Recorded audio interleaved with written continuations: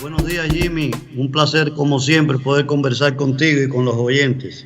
Muchas gracias, estimado doctor. Bueno, bastante que hablar, sobre todo empezar con lo de las medidas económicas que ayer anunció el presidente de la República, más allá de que conversaremos de la ley humanitaria, de ordenamiento económico en su momento. ¿No quedaba más remedio o había alguna alternativa para salir de la crisis? Porque por lo que hemos conocido y procurando resumir, la factura la está pagando con gran dureza no solamente el empleado público, que va a haber reducido sus ingresos, sino la clase media, la clase obrera, porque bueno, la reducción de sueldos y salarios se viene pues desde el 5, 10, 15 hasta el 45%, autorizado por una próxima ley. ¿Qué opina usted? Sí, Jimmy, tú sabes que siempre se ha planteado que tenemos un Estado demasiado obeso, y eso es una realidad que se ha venido discutiendo desde hace muchísimo tiempo, y que han existido diferentes propuestas y intenciones, por lo menos desde que este gobierno empezó a un poco hacer el cambio de la política tan expansiva en gasto público que tenía el gobierno anterior. Y siempre se le dijo que debería disminuir la cantidad de gastos que se tenía. Pero ¿qué ha ocurrido? Y yo creo que esto es bueno que lo pongamos en antecedentes, que se unieron a la situación que se venía arrastrando durante muchísimo tiempo de déficits fiscales que hasta hace poco tiempo el Fondo Monetario se dio cuenta que los déficits que se le decían no eran reales. Ya. Y que tuvieron que ajustarse esos déficits. Y prácticamente se duplicaron los déficits por año que venía. Se planteaban déficits de 1.000 y teníamos déficits de 2.500.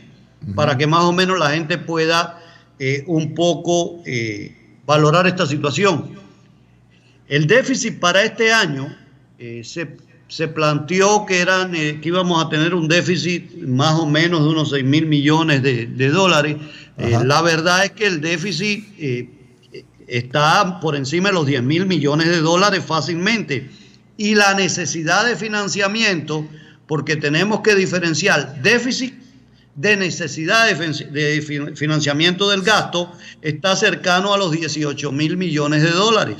Ya. Entonces, significa que si usted, con el recorte del gasto público que se va a dar ahora de 4.000 millones de dólares, aproximadamente, porque no son 4.000, sino 3.980, para hablar sumando, cuando se suma en fino, ¿no? Sí. Los números que puso el mismo presidente. Vamos, ¿qué es lo que se va a reducir del gasto que se tenía que había que hacer ese desembolso?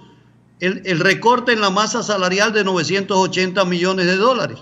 Porque si usted analiza, bueno, y el pago de los intereses es una parte, ¿no? Porque si usted analiza qué es lo que realmente tenía que gastar el gobierno, los 980 millones en sueldos y salarios.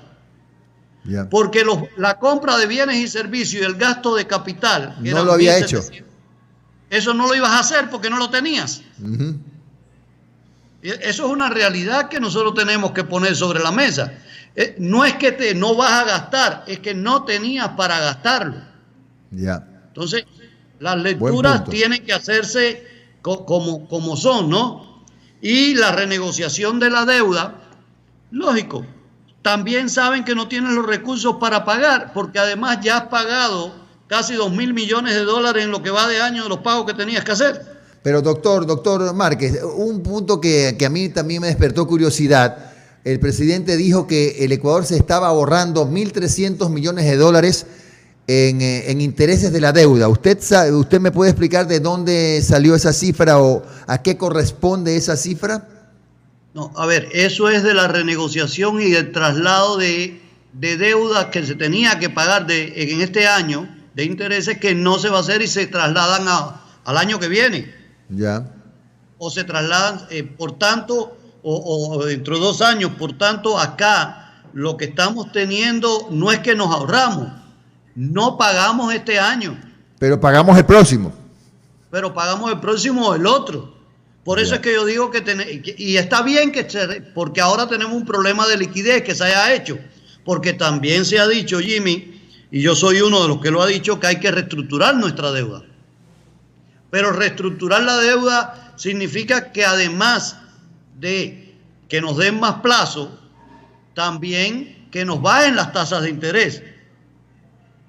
Pero en el caso de la China, doctor, en el caso de la China, que es una deuda cara, decía yo al anterior entrevistado al economista Yumi Banda, no hemos visto todavía una gestión agresiva, en el buen sentido de la palabra, para renegociar con los que a los que les debemos con el interés más alto. Yo no lo he visto, no sé si lo están haciendo a lo mejor y algún rato nos aparecerán con la buena noticia, con la sorpresa.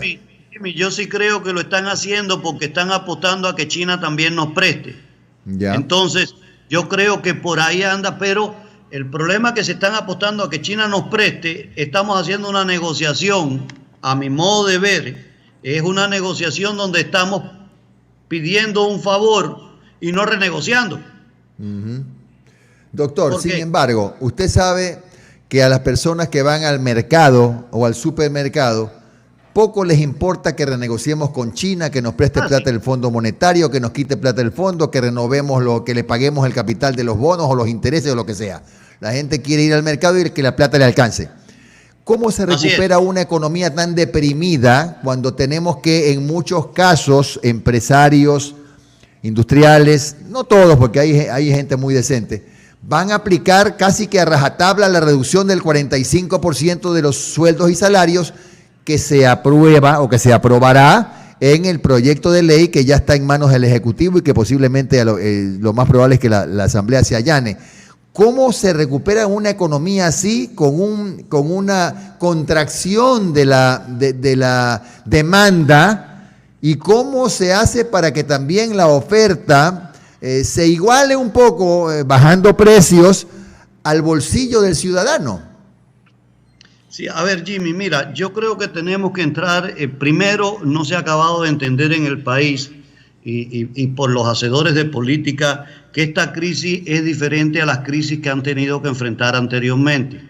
¿Y por qué digo esto? Porque esta crisis solamente la podemos entrar a analizar en función de las características que tuvo la Gran Depresión del 29 al 33.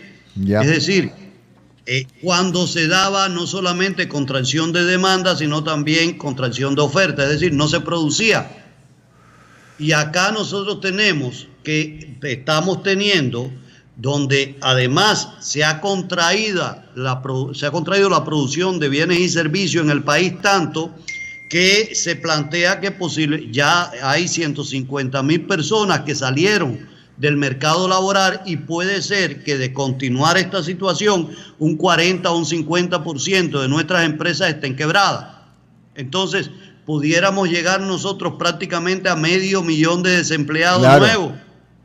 Entonces esta situación nos dice a nosotros que tenemos que cambiarnos el chip y pensar que está bien que usted diga que se acojan a los ajustes laborales porque tenemos que ser flexibles, pero aquellos verdaderos empresarios, y esto te lo voy a poner así, se van a tener que dar cuenta que si no contratan trabajadores, no van a producir y no van a tener que vender, entonces no van a ganar. Y aquí junto con esta flexibilidad, que es una flexibilidad momentánea, y te voy a explicar por qué. Porque usted puede decirle a los trabajadores, vamos a recortarle en un 45% sus ingresos, porque en definitiva a la masa salarial eso es lo que se le está diciendo. Así es. En su conjunto, a unos 1 hora, a otros 2 horas, pero a los que se han quedado sin trabajo, el resultado es que vamos a tener 45% menos de ingresos para consumir. Y eso, por ahí se tiene que entrar a analizar. Los empresarios se van a dar cuenta que si no producen para el mercado interno, porque lo otro es pensar que vamos a producir para el mercado externo. Señores, la contracción del comercio internacional va a ser del 32%. Y nosotros no tenemos la productividad de trabajo suficiente para ser competitivos a nivel internacional. Entonces tenemos que pensar en cómo logramos nosotros producir internamente y sobre todo la parte de alimentación, que es hacia allá tenemos que apuntar. Por eso es que yo digo que hay que ver cómo se trasladan, y esto es algo importante, Jimmy, la solución a los gobiernos locales para que se reactiven a partir de medidas locales actividades productivas concretas, que sea característico de cada localidad. Entonces, tenemos que cambiar la forma de pensar de cómo organizar las estructuras productivas y económicas del país. Y el Estado tiene que jugar un papel importantísimo acá, pero no un Estado central obeso. Tiene que ser un Estado donde la toma de decisiones se traslade lo más posible a los gobiernos locales, porque el desarrollo local nos lleva al desarrollo nacional. Cuando entendamos eso, entonces tenemos que crear políticas de estímulo a la generación de empleo no precario. Y hay que ponerle apellido al empleo. Empleos que las personas tengan los ingresos suficientes para que él y su familia vivan decentemente. Hacia allá tenemos que apuntar. Y lo otro que quiero decir también, Jimmy, ¿dónde está la política de reconversión laboral por parte del Estado para todos los que van a quedar desempleados? A eso iba, porque por ejemplo con las medidas que anunció el presidente de la República, 13.000 empleados hoy, mañana, pasado en la calle. 13.000 más. Acuérdate que yo soy partidario de que conjuntamente con estas medidas de ajuste tenían que estar las medidas de reconversión laboral, preparar a esa gente para que se pueda insertar en las nuevas formas de hacer economía, para que puedan insertarse en el aparato productivo del país.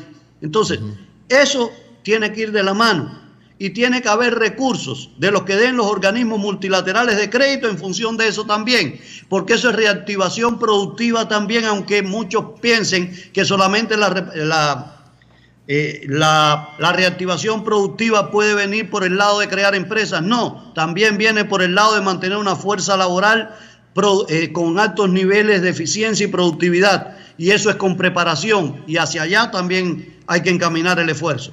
Gracias al doctor Fidel Márquez, analista económico, ex rector de Ecotec, que se ha referido a las medidas, bueno, en tema general de la realidad económica actual. Que tenga usted un buen día, doctor. Un abrazo virtual.